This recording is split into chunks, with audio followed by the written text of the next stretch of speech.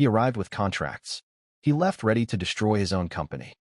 The valley was wrapped in a delicate morning mist, the kind that softened the outlines of rolling hills and the orderly rows of vines stretching across the estate known as grandfather's legacy.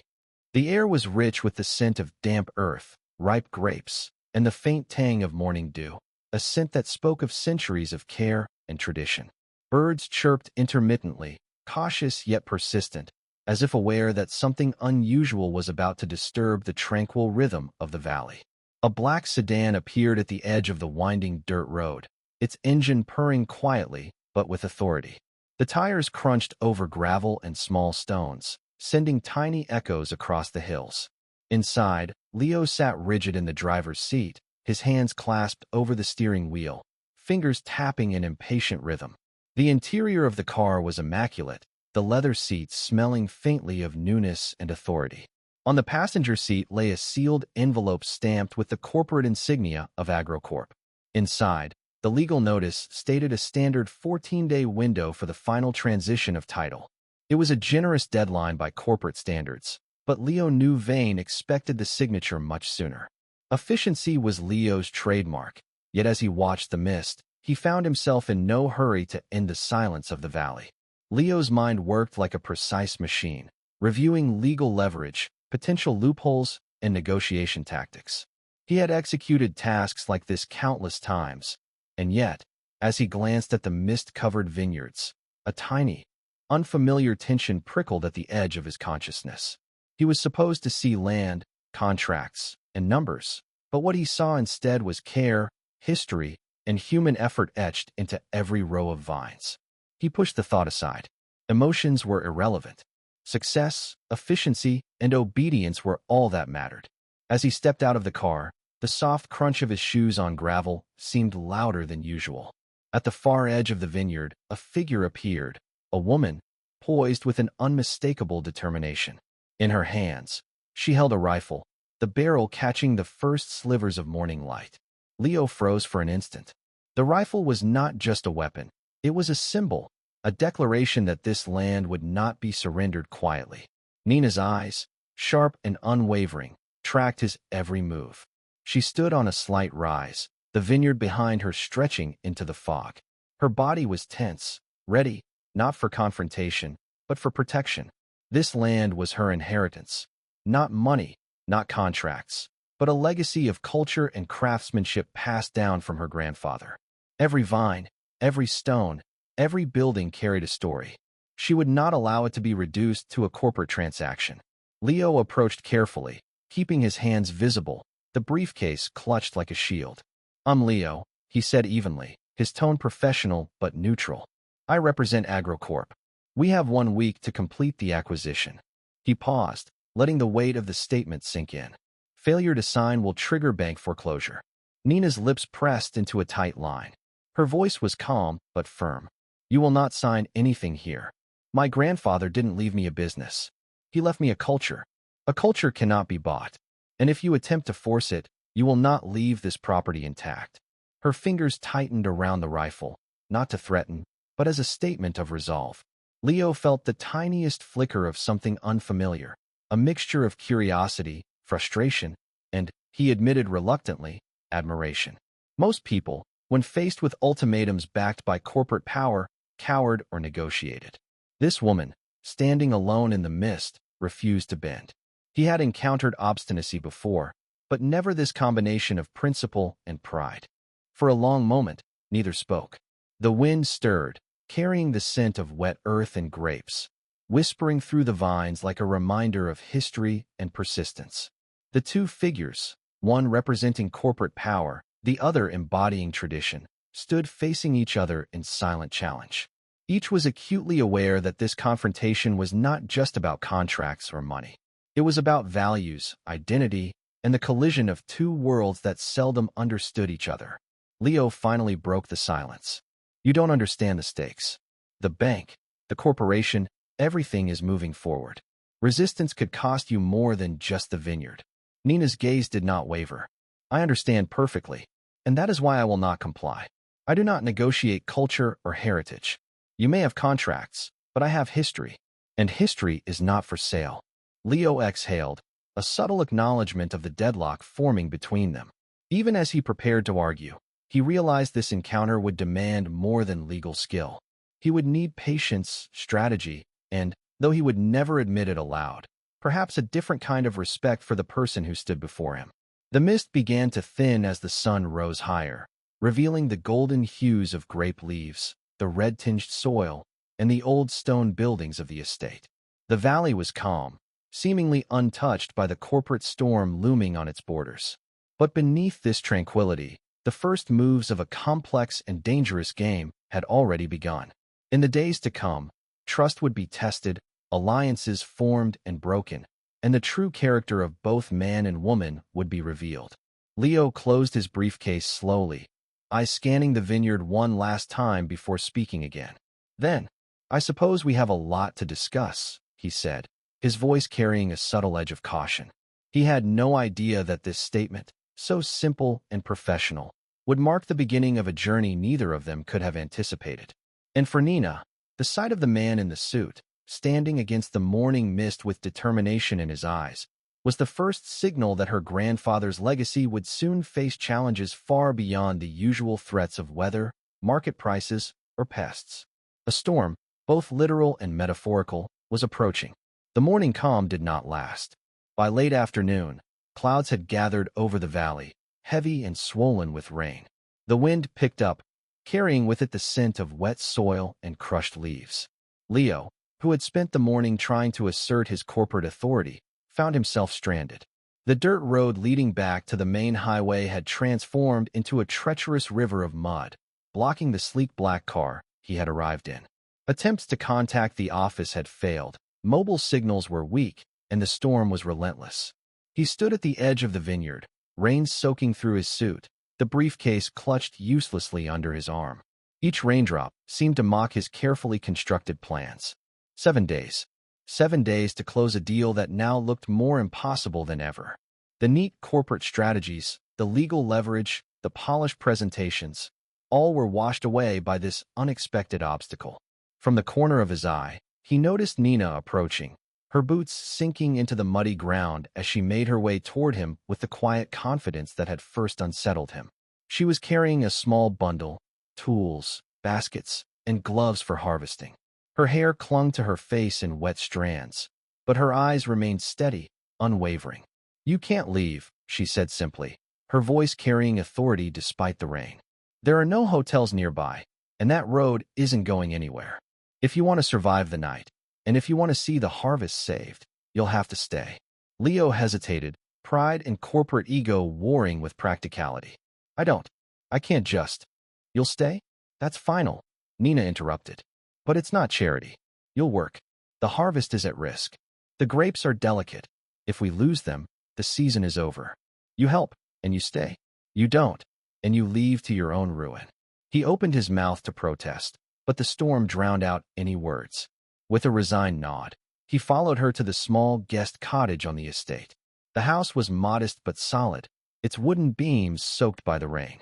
Inside, the warmth of the fireplace fought against the damp cold that had seeped through his clothes. He set down the briefcase and removed his wet jacket, the weight of both water and circumstance pressing heavily on him. The real work began at twilight. Nina instructed him on handling the vines, plucking clusters of grapes with precision, shaking off leaves and debris, sorting for quality. Leo moved awkwardly at first, his hands unsure and clumsy among the delicate fruits. He stumbled over the baskets, dropped a few grapes, and felt the sting of humiliation.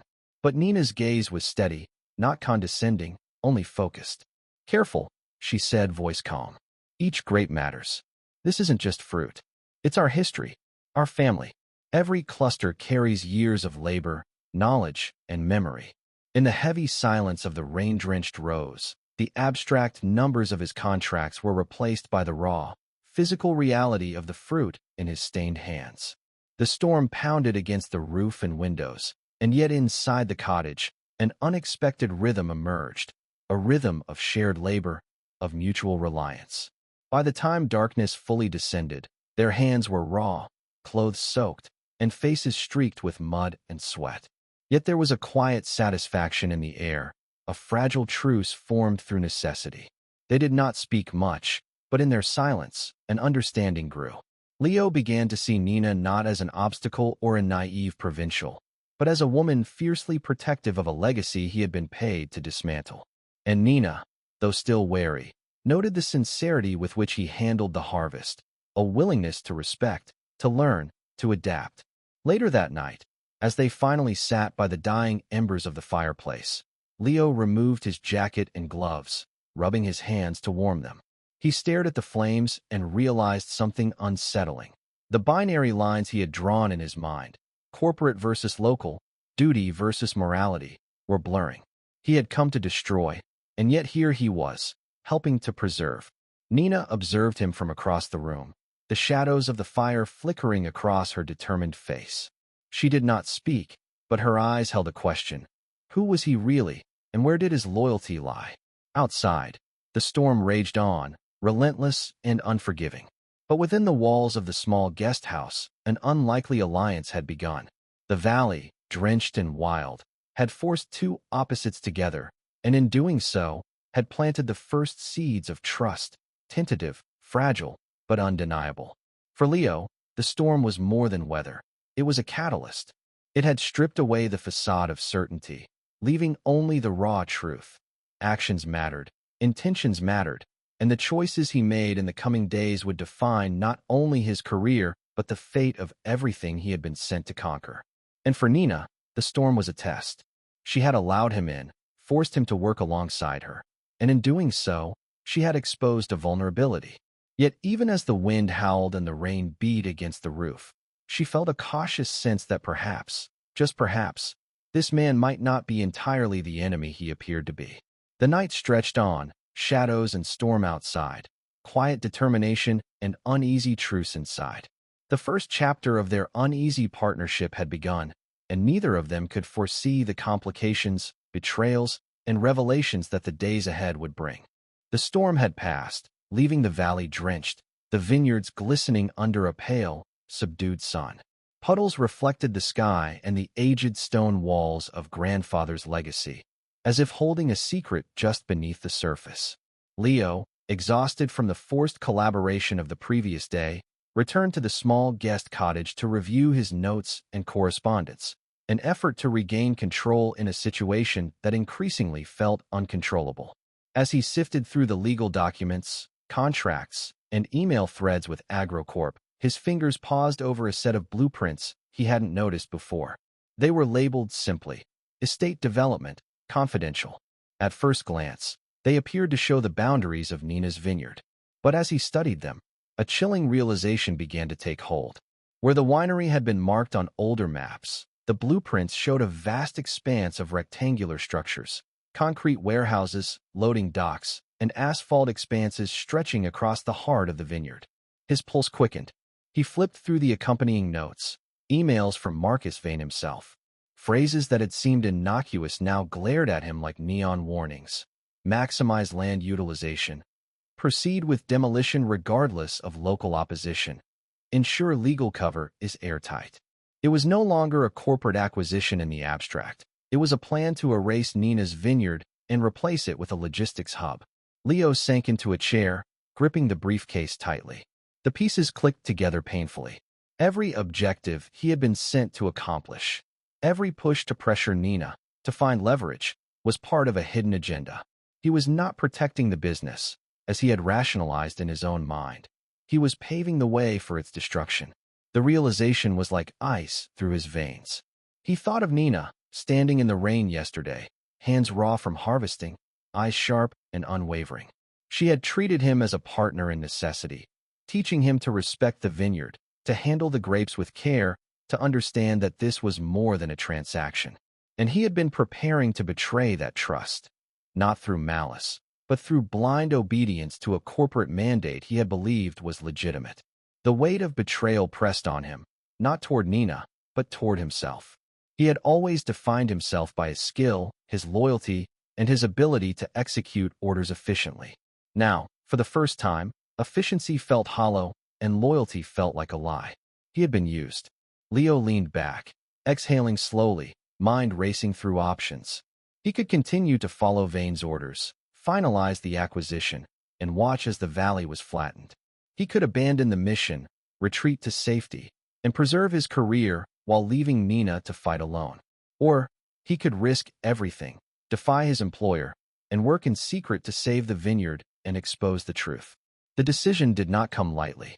He reviewed every piece of correspondence again, every blueprint and note, committing the details to memory. Each document was a thread in a larger web of corporate deception, a network of lies, legal loopholes, and deliberate misdirection designed to ensure that no one outside AgroCorp would see the truth until it was too late. Leo realized that acting on this knowledge would mean breaking the very rules he had been trained to follow, risking not only his career, but potentially his freedom. Vane would not tolerate defiance. He would call in legal teams, security forces, perhaps even law enforcement if necessary. And yet, the thought of standing by while Nina's life's work was erased felt intolerable. For hours, he sat in silence, rainwater dripping from the eaves, the faint smell of wet earth and crushed grapes permeating the small cottage. He had no plan yet, no clear path forward. But the direction of his loyalty had shifted irreversibly. AgroCorp was no longer the authority to obey. Nina and the vineyard were the priority. Finally, as the sun dipped behind the hills, painting the valley in shades of amber and shadow, Leo made a quiet vow to himself. He would not be a pawn any longer. If he was to survive this ordeal, it would be on his terms, and it would be for the right reasons. The revelation had changed everything. The storm outside had passed, but the storm within Leo had only just begun. And as he prepared for the days ahead, he understood that the path forward would be dangerous, morally complex, and fraught with betrayal. But it was the only path he could take. The first seeds of rebellion were planted in the quiet of the guest house, a decision that would force him into a double life, balancing official duty to Vane with secret efforts to uncover and preserve Nina's heritage. The real work, he realized, had just begun. The following morning, the valley was bathed in a fragile golden light, the remnants of the storm clinging to leaves and stones. Leo walked through the vineyard, his mind divided. Outwardly, he remained the composed corporate envoy, preparing for another round of pressure and negotiation with Nina. Inwardly, his thoughts raced with the knowledge of AgroCorp's secret plans he could not allow to succeed. Nina moved among the vines with practiced precision, her hands deftly plucking clusters of grapes while her eyes scanned the rows, alert to every detail. She did not yet know that Leo had discovered Vane's true intentions. To her, he remained the man sent to pressure her into signing away her grandfather's legacy. But she allowed him to work beside her, a wary truce formed from necessity rather than trust. As the afternoon sun filtered through the clouds, Leo found an opportunity. While Nina paused to examine the grapes, he excused himself, heading toward the small office built into the estate's stone structure. The room was lined with shelves of dusty ledgers, folders labeled in careful handwriting, and yellowed maps that traced the family's history across generations. This was the archive of a lifetime, a repository of knowledge and culture that Vane would never understand. Leo's fingers traced the spines of old folders, careful not to disturb the order Nina had inherited. He pulled out a folder marked Historical Estate Rights, Confidential, and opened it.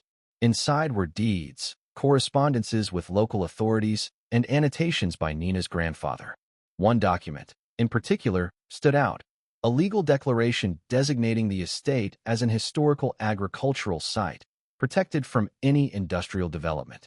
The language was archaic, meticulous, and binding. If presented correctly, it could halt Vane's plans entirely. His heart raced.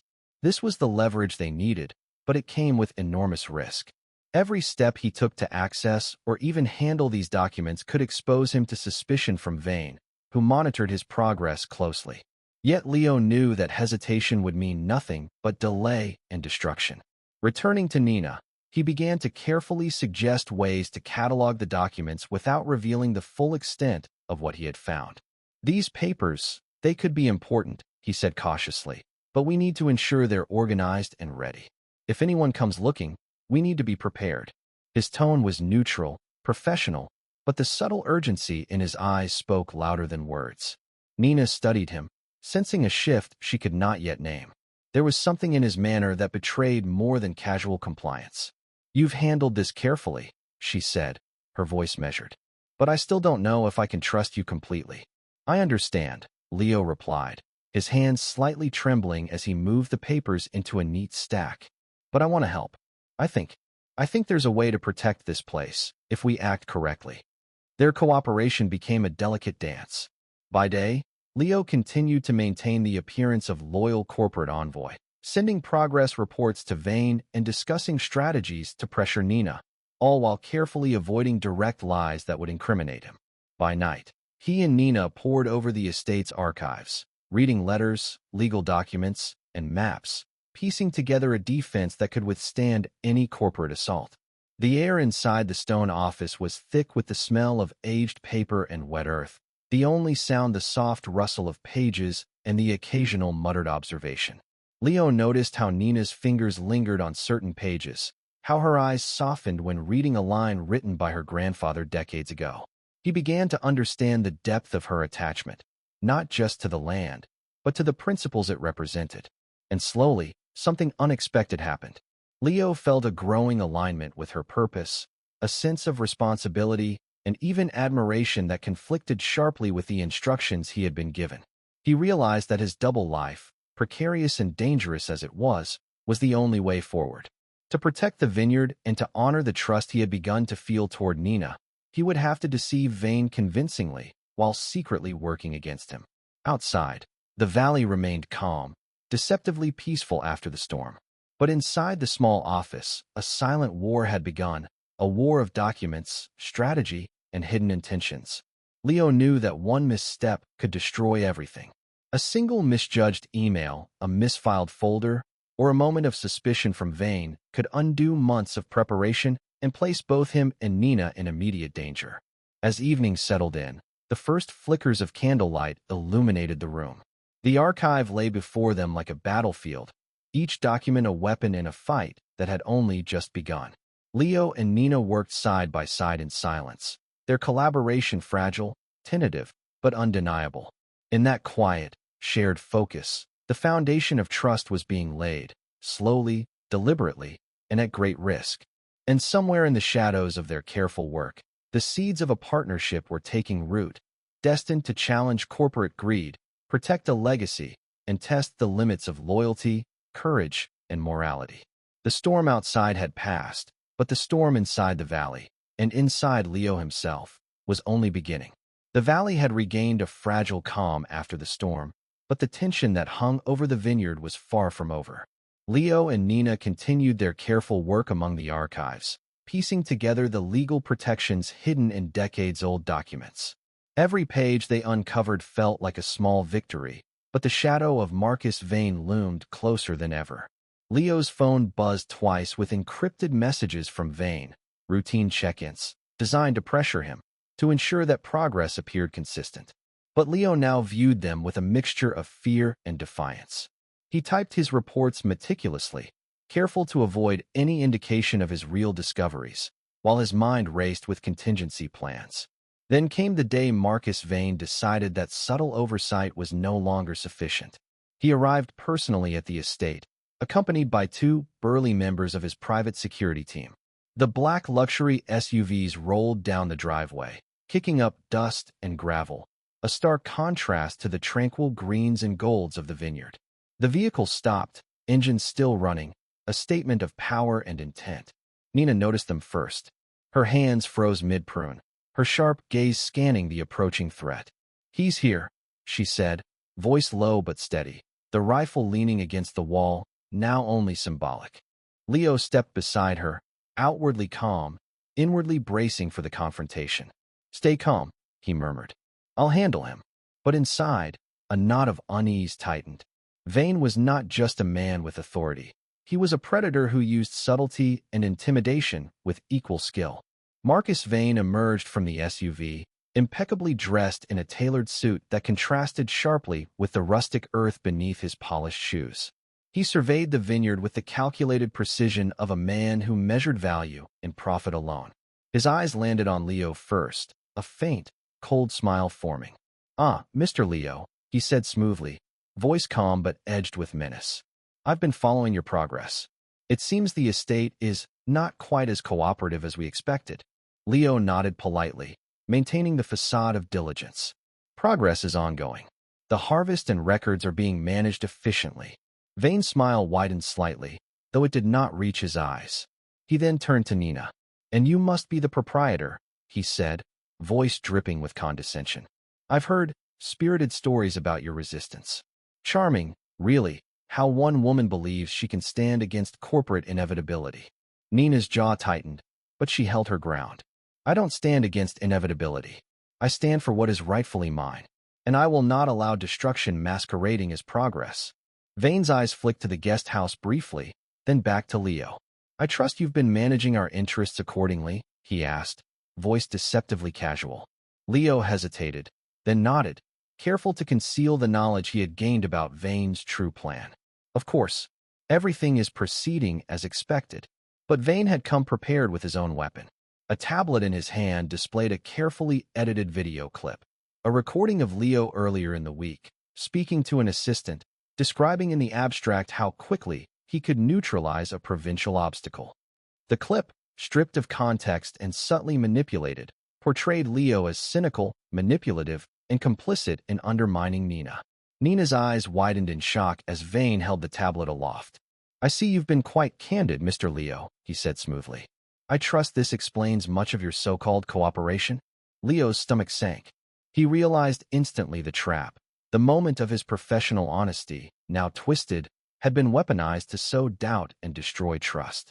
Nina's gaze flicked to him, searching for truth, for betrayal. The air between them became charged with unspoken accusations and tension. For a moment, time seemed to pause. Rain from the previous storm still shimmered on the vineyard leaves, reflecting the harsh sunlight, as though the land itself held its breath. Leo felt the weight of every decision he had made. The double life he had started, the secret alliance, the risk of defying Vane, and understood that the stakes had never been higher. Leo began, but no words could undo the visual evidence. He felt the cold edge of helplessness, knowing that this confrontation would redefine his relationship with Nina. Trust, hard-won and fragile, now hung by a thread. Vane's lips curved into a smirk. "It seems our timeline may need adjustment," he said, signaling his security to remain close. "I suggest we continue negotiations in a more controlled environment."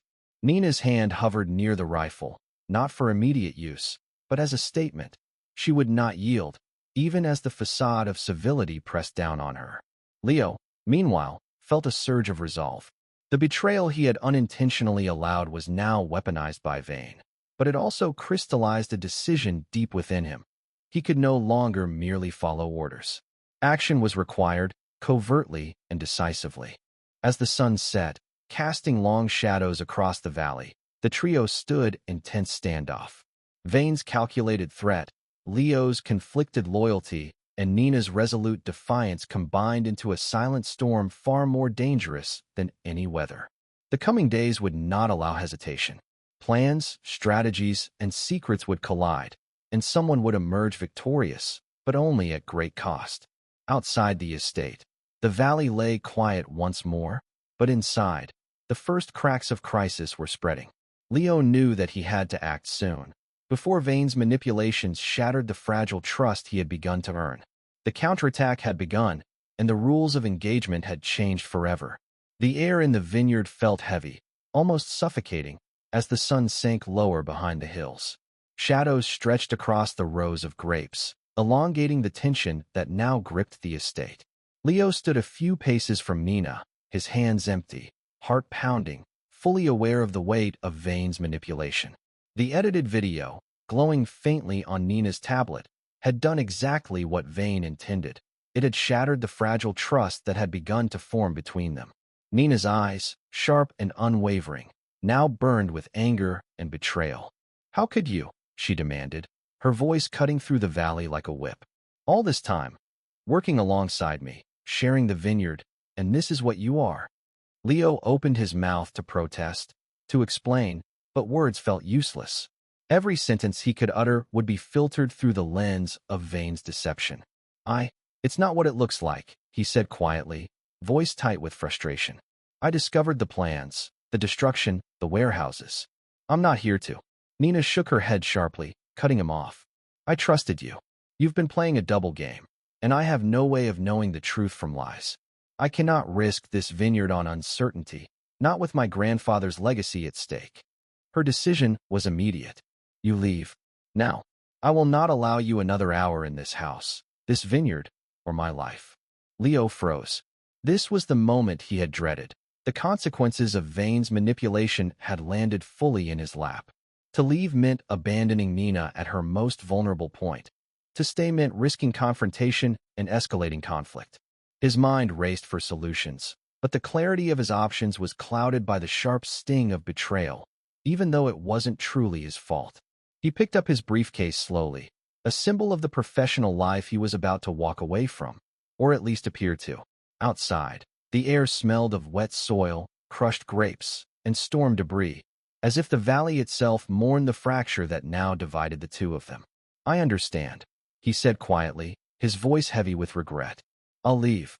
As he walked down the muddy path toward the road, every step felt weighted with the knowledge of what was at stake. He had begun to care, not just professionally, but personally. The vineyard was more than a transaction, and Nina was more than a client. She represented everything he had been blind to for years: dedication, principle, and the human cost of his corporate obedience. Back in the estate, Nina closed the door behind him with a firm click, a symbolic barrier against both Leo and the corporate threat. Her hands trembled slightly, betraying the anger and hurt she tried to contain.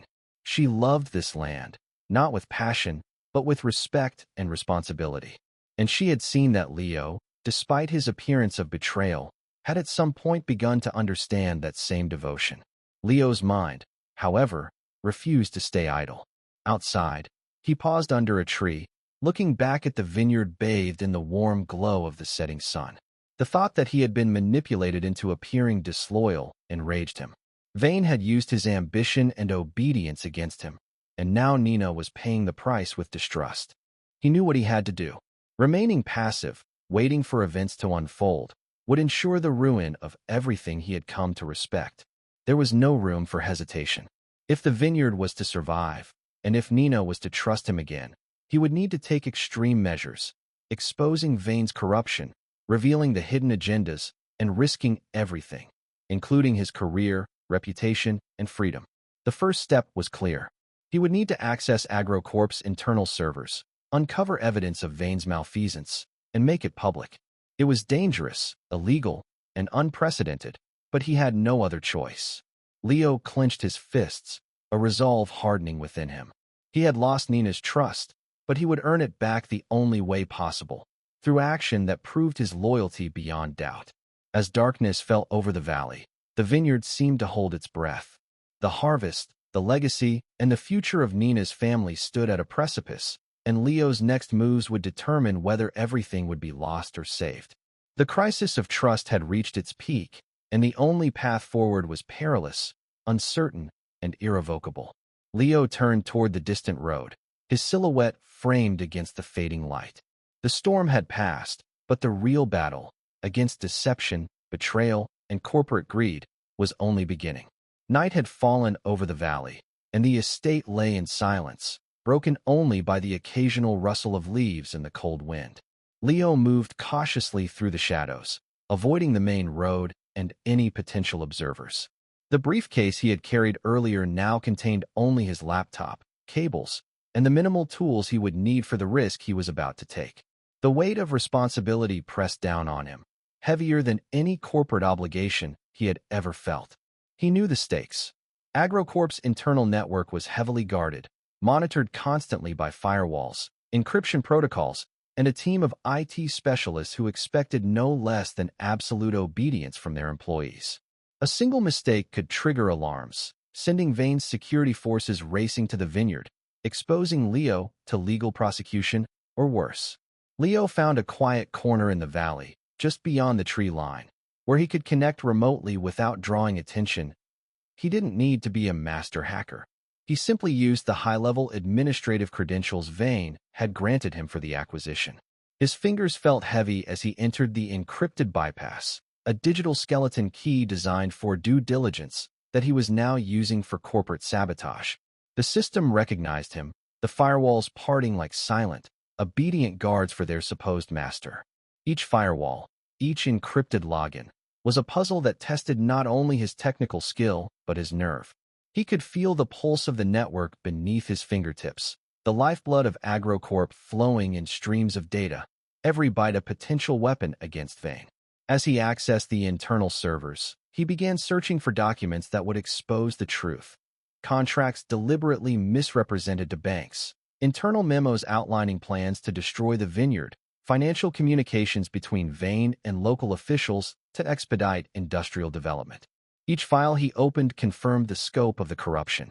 The warehouses, the faked progress reports, the manipulated communications. It was worse than he had imagined. Sweat beaded on his forehead, not from exertion but from the adrenaline of the operation. He knew the network had intrusion detection systems capable of tracing him instantly. One false move, one extra second of hesitation, and the entire plan would collapse. Yet with every keystroke, he felt a mounting resolve. This was no longer about corporate loyalty. It was about justice, about saving Nina's vineyard and exposing the man who had manipulated them both. Hours passed in tense silence. Outside, the valley slept, unaware of the battle raging in cyberspace. Leo's fingers danced over the keyboard, opening encrypted archives, downloading emails, and cross-referencing contracts with property deeds he had helped catalog with Nina. Every piece of evidence was meticulously labeled, ready to be used in court or in the court of public opinion. Then, finally, he found the damning proof. A series of internal memos and recorded communications between Vane and the mayor, detailing kickbacks, land acquisition schemes, and deliberate obstruction of any attempts to preserve historical protections. The files painted a clear picture of a man who would stop at nothing to flatten the vineyard for profit. Leo exhaled sharply. He now had everything he needed, but the operation was far from over. He had to ensure the data was delivered securely, publicly, in a way that could not be suppressed or discredited. Using a combination of encrypted channels, cloud uploads, and a cleverly timed press release draft, he prepared to unleash the evidence, exposing Vane to immediate scrutiny. As the first hints of dawn touched the valley, Leo disconnected from the network and closed the laptop. The weight of what he had done pressed on him, not fear of Vane, but the gravity of crossing lines he had never imagined he would. Yet he also felt a strange exhilaration. For the first time in his career, he was using his skills not to destroy, but to protect. He looked toward the estate, the faint glow of lights indicating that Nina was awake, likely tending to the vineyard's remaining tasks before the day began. He knew there would be consequences. Vane would retaliate, suspicion would fall, and his own freedom could be at risk. But Leo also knew one undeniable truth. He had chosen a side, and that choice could not be undone. The valley was quiet, the vineyards glistening in the early light, a fragile symbol of life and history under threat. Leo's counterstrike was complete, but the war was only beginning. What he had set in motion could change everything. The balance of power, the fate of Nina's vineyard, and the moral course of his own life. He gathered his things and prepared to return to the estate, aware that when Nina learned the truth, the fragile barrier of distrust might finally shatter, and with it, the possibility of redemption, trust, and a future built on mutual respect rather than deception. The morning of the harvest ceremony arrived with a crisp clarity, as if the valley itself sensed the weight of what was to come. Baskets of grapes glimmered under the rising sun, the vines heavy with the fruits of careful labor. Villagers had gathered for the traditional celebration, unaware of the silent battle that would soon erupt among them. Nina moved through the rows of the vineyard with quiet authority, overseeing the final preparations. Her eyes occasionally flicked to the entrance of the estate, alert to any unexpected arrivals. She still bore the sting of doubt from the manipulated video, though a subtle unease told her that something in Leo's absence had shifted. The black SUVs rolled down the driveway, unmistakably marking the arrival of Marcus Vane and his entourage. Flanked by security, he stepped out, adjusting his tie with the air of a man who expected deference. Cameras from the ceremonial event, meant to capture local tradition, also reflected the tension in the air, as the villagers instinctively recognized the corporate presence as a threat. Vane's eyes scanned the crowd before settling on Nina. "Good morning," he said smoothly, voice carrying authority and threat in equal measure. "I trust all preparations are proceeding appropriately?" Nina's jaw tightened. "Everything is proceeding as it should. The vineyard belongs to those who respect it. No one else." Vane's lips curled into a faint, cruel smile. "I see. And yet, we've been made aware of challenges in cooperation." He raised his tablet, displaying the edited video of Leo. The crowd noticed the sudden tension, whispering among themselves as the supposed evidence of Leo's cynicism played briefly. Nina's eyes narrowed, searching the crowd, then locking onto a figure emerging from the shadows. Leo. He walked steadily toward the center of the ceremony, hands empty, gaze fixed. The villagers murmured, "Who was this man? And why now?" With deliberate calm, Leo raised a hand, signaling silence. "Everyone," he said, voice clear and strong. "Before any agreement is finalized, you should know the truth." Vane's smile faltered, suspicion flickering in his eyes. "And what truth is that?" he asked, attempting to maintain composure. Leo held up the tablet, then swiped it to reveal the real evidence. Internal memos, emails, and contracts detailing AgroCorp's plans to destroy the vineyard, the kickbacks, and the deliberate misrepresentation of land use. The villagers leaned forward, eyes widening. Gasps rippled through the crowd. "These are the plans Vane intended to carry out," Leo continued, voice firm. "The warehouses, the demolition, the falsified progress reports. This is what was meant to replace this land and erase your heritage. I have the proof." Nina stepped forward, her stance protective but proud. "This vineyard is more than grapes," she said, voice carrying across the rows. "It is our history, our culture, and our legacy. And today, with this evidence, we will ensure that it is protected." Vane's expression hardened. He gestured to his security, but hesitation flickered in their eyes, uncertainty now seeded by Leo's revelations. The documents had been disseminated widely, press releases scheduled, legal authorities informed, and key stakeholders notified. Vane's carefully constructed control was slipping through his fingers. For the first time, he realized that the man he had manipulated, Leo, was now his adversary in full. "You think this changes anything?" Vane demanded, voice rising. "You cannot undo what has been set in motion." Leo met his gaze steadily. "What you've set in motion was built on lies. Today it ends." The villagers, emboldened by the truth, rallied behind Nina.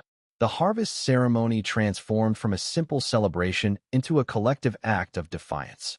Cameras captured the evidence and the confrontation, broadcasting the story in real time to local authorities and news outlets. Vane, seeing his control unravel, attempted a final show of authority. But Leo stepped forward, calmly explaining the legal protections and historical designations Nina's grandfather had established decades ago. The document Leo held wasn't just a protest. It was a permanent conservation easement, signed and filed by Nina's grandfather decades ago, but buried under layers of misfiled corporate records. It legally severed the development rights from the land title itself. By making this public, Leo hadn't just exposed a secret. He had activated a legal poison pill that rendered the land worthless for anything but grapes, effectively bankrupting Vane's entire logistics project in a single stroke. The tension reached its zenith. Vane's smirk vanished, replaced by a controlled anger, and then, finally, resignation. The game was lost, not through physical force, but through moral clarity, courage, and meticulous preparation. Nina turned to Leo, her eyes reflecting a mixture of relief, gratitude, and something deeper, recognition of the sacrifices and courage that had brought them victory. You risked everything," she said softly, almost in disbelief. Leo nodded. "I couldn't let them destroy this place. And I couldn't let you lose faith in what your grandfather built. This is bigger than any deal, bigger than me, bigger than them." The villagers cheered, the sun now fully illuminating the valley, casting golden light on the triumph of justice over greed. Vane, now silent, retreated with his team, the power of corporate manipulation undone by a combination of truth, courage, and careful planning. As the ceremony resumed in celebration, Nina and Leo stood together among the rows of grapes, the first real moment of shared relief and trust since the storm. The vineyard was safe, the community intact, and the path forward, though still filled with challenges, was theirs to shape. The climax had passed, but the valley, the vineyard, and the partnership between Leo and Nina had been irrevocably changed. The sun rose over the valley, painting the vineyard in shades of gold and amber, as if nature itself was celebrating the hard-won victory. The crisis had passed, and for the first time in weeks, there was a sense of calm, though it was a calm earned through struggle, courage, and careful planning. Nina moved among the rows of vines with renewed purpose. She examined the grapes, checking their ripeness, noting the soil's moisture, and assessing the harvest that had been preserved against all odds. Beside her, Leo carried baskets, helping to sort the fruit with practiced hands. No longer an outsider, no longer a corporate envoy, he had become a true partner in the vineyard's revival. They worked side by side, their movements coordinated, silent at first, communicating with subtle gestures and shared glances. The air was filled with the earthy scent of wet soil, crushed grapes, and the lingering freshness of rain, a sensory reminder of the valley's resilience. "You've done more than I ever imagined," Nina said softly, pausing to wipe her hands on a cloth. Her eyes met Leo's, reflecting gratitude and something deeper, something unspoken yet powerful. "I couldn't let it be destroyed," Leo replied simply. "Not just because of what Vane tried to do, but because of what this place means. To you, to your family, and to everyone here." Nina nodded, a small smile breaking through the weariness. "It's strange," she said. "I didn't expect to find an ally in someone sent to betray me." Leo's lips curved slightly. "Neither did I. But sometimes, the truth changes everything. And sometimes, it takes action to prove it." The village elders and workers moved through the vineyard, helping with the harvest, repairing damage from the storm, and restoring order. Conversations were light but infused with relief. Children ran among the rows, laughter echoing against the hills, while the older workers shared quiet smiles, grateful that the vineyard, their livelihood, and their heritage had been preserved. As the day progressed, Leo and Nina walked to the small office where the estate's historical archives were kept. Together, they cataloged the documents, ensuring that legal protections were solidified, and prepared a plan for the vineyard's future. The partnership was no longer tentative. It was formalized in trust, respect, and shared vision. Leo paused, looking around at the walls lined with decades of family records. "Your grandfather's foresight saved this place," he said. "But I think it's our turn to make sure it thrives." Nina looked at him, eyes bright with determination. "And we will. Together." The day faded into evening, and the two of them walked among the vines, discussing plans to expand production, improve sustainability, and introduce educational programs for visitors. Their conversation shifted from survival to growth, from protection to innovation. For the first time since the conflict began, the future felt tangible, full of possibility rather than threat. At the edge of the vineyard, Leo pointed toward a small clearing where the concrete foundations had been planned by Vane. "This spot," he said, "was meant for destruction. But maybe we can turn it into something new." Nina nodded, a spark of excitement in her eyes. "Let's plant a new row of vines here, a symbol of resilience." Together, they cleared the soil, preparing it for the first shoots that would grow under their care. The act was symbolic and practical, a testament to the vineyard's survival and their partnership. Each movement of the shovel, each handful of earth, was a step toward rebuilding what had been threatened and toward creating something stronger and more meaningful. As dusk settled over the valley, the vineyard glowed in warm tones. The air was filled with the soft hum of activity, the scent of grapes and soil, and the quiet satisfaction of a challenge overcome. Leo and Nina stood together, surveying the rows of vines that had endured storms, threats, and uncertainty. In that moment, it was clear the vineyard had survived not through wealth or power, but through courage, integrity, and collaboration. And standing side by side, Leo and Nina understood that their partnership, born from adversity, was now the foundation for a future that neither could have imagined alone. The valley, the vineyard, and their bond were safe, nurtured by shared effort, trust, and the promise of what was yet to come. The valley was bathed in the soft, golden light of late afternoon. A gentle breeze stirred the leaves of the vines, carrying with it the scent of earth, ripening grapes, and the lingering freshness of rain from days past. The harvest was complete, and the vineyard, once threatened by destruction, now thrived under careful hands and renewed dedication. Nina and Leo stood at the edge of the vineyard, at the very spot where Marcus Vane had intended to lay the first concrete foundation of his industrial hub. The ground had been cleared, tilled, and prepared. It was more than just soil. It was a symbol of resilience, of heritage preserved, and of the choices that had led them here. "Are you sure this will take?" Nina asked, kneeling beside the small mound of earth, her fingers brushing the soil. Her eyes, reflecting the sun, held both determination and hope. Leo crouched beside her, adjusting the young vine in his hands. "It's strong," he said, "and it has everything it needs to grow, just like this vineyard, and like us." He offered a small, reassuring smile. Together, they planted the first vine. Each movement was deliberate, careful, almost ceremonial. They pressed the soil gently around the roots, ensuring it was firm, nurturing, and protected. The act was quiet but powerful, a tangible manifestation of triumph over greed, manipulation, and fear. As they stood to admire their work, Leo brushed a strand of hair from his forehead. "You know," he said softly, "this spot used to be a threat, but now it's hope, and that's what matters."